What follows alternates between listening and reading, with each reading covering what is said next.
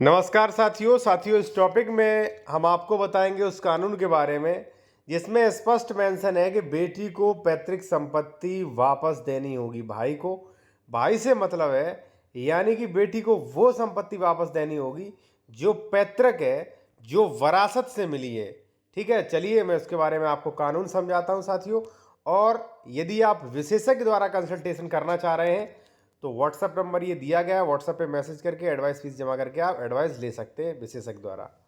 देखिए साथियों, मैं आपको बताऊं, जैसे मान लीजिए कोई ए व्यक्ति है, ठीक है, और उसके दो बच्चे हैं बी एंड सी।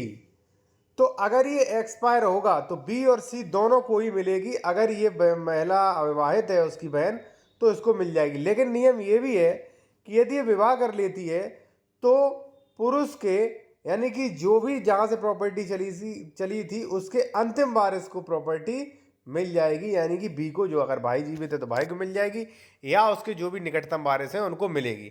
तो चलिए मैं विस्तार से कानून आपको समझा देता हूं। उससे पहले आपसे कहूंगा, जो भी जूनियर एडवोकेट है वो बेहतर जानकारी अपनी अगर करना चाहते हैं, जो सीनियर एडवोकेट कभी नहीं आपको बताते हैं, तो आप कोड ड्राफ्टिंग नियम ई बुक ये ले सकते हैं। ठीक है, स्क्रीनशॉट ले लीजिए, ये सारे टॉपिक आपको मिलेंगे, देख लेना कौन कौन से टॉपिक होंगे।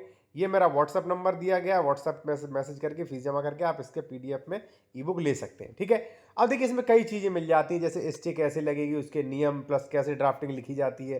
ठीक है, आदेश स्थगन, अवैध निर्माण, दाखिल खारिज रुकवाने के लिए, दाखिल खारिज कैंसिल के लिए, दाखिल खारिज रेस्टोरेशन, दाखिल यहाँ पे रजिस्ट्री के वाला रुकवाने के लिए, रजिस्ट्री कैंसिलेशन, सरकारी जमीन से कब्जा हटवाने के लिए, सीमांकन, ये सारे टॉपिक कि कौन सा केस किस न्यायालय में चलेगा, वाद पत्र लिखने के नियम, न्यायालय का चयन कैसे करते हैं, अनुतोष धन अधिकारिकता, ठीक है, वसीयत प्रोबेट, यहाँ पे जमीन विवाद 145 नोटिस कैसे दें।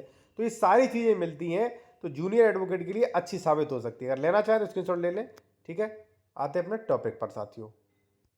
यूपी रेवेन्यू कोड की धारा 109 ये क्या कहती है वो आप समझें कि स्त्री विरासत के नाते विरासत में हित प्राप्त करने वाली स्त्री, ध्यान रखना, जो स्त्री है और उसे विरासत में प्रॉपर्टी मिलती है, उसका उत्तराधिकार कैसे डिसाइड होगा वो आप समझें।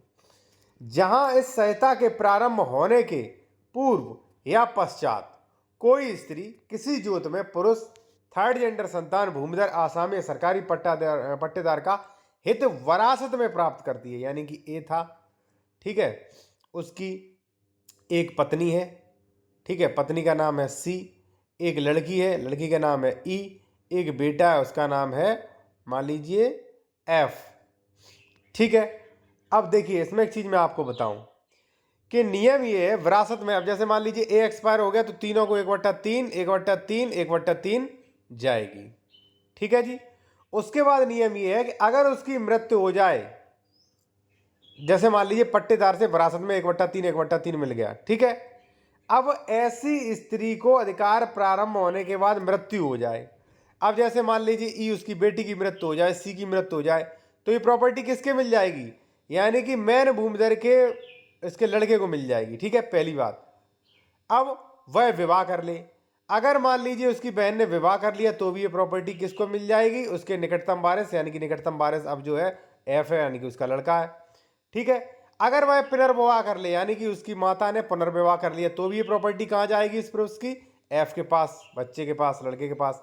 लड़के से मतलब है दो लड़के तो उनके पास चली जाएगी। ठीक है, अब यहां पे आप समझ गए कि भाई अगर वो मर जाती है, विवाह कर लेती है, पुनर्विवाह कर लेती है, तो संपत्ति लौट जाएगी वापस। ठीक है, अब साथियों निकटतम जीवित वारिस का मतलब है धारा 108 से, यानी कि अब देखिए ए था, इसने पुनर्विवाह कर लिया, उसकी बहन ने शादी कर ली, तो ए का निकटतम वारिस कौन है, उसका लड़का ही तो बचा है।